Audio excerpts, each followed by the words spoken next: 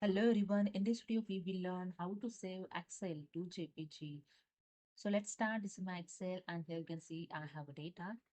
To convert this data in JPG, simply select the first entire data. To select the entire data, you just drag with the mouse and select it.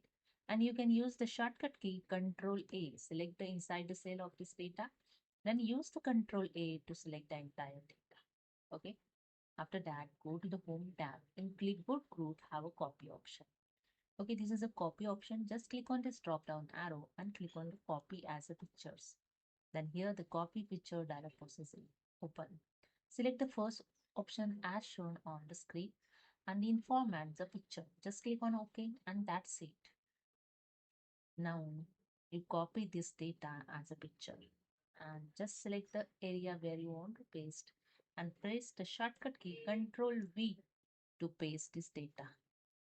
Okay, so you can see this data is converted in pictures. Okay, now I'm going to save this data in JPG format. So simply right click of the mouse and click on the save as a pictures option. Okay, so here the save as a pictures dialog box is open and the file name is picture 3. Okay, so I just edit here. I just give cells data. You can edit here name also. Okay, then is save as a file type. I remove this PNG dot also. Now save as a file tab.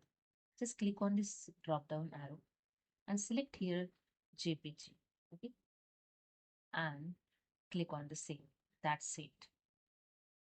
So your file is saved in JPG. If you want to cross check, I open here my folder where I save this JPG. You can see the cells data JPG file.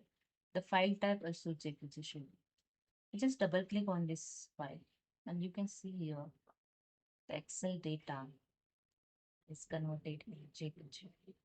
Okay. So this is a way you can save the Excel to JPG. So hope you understood. If you like this video, please subscribe my channel. Thank you so much.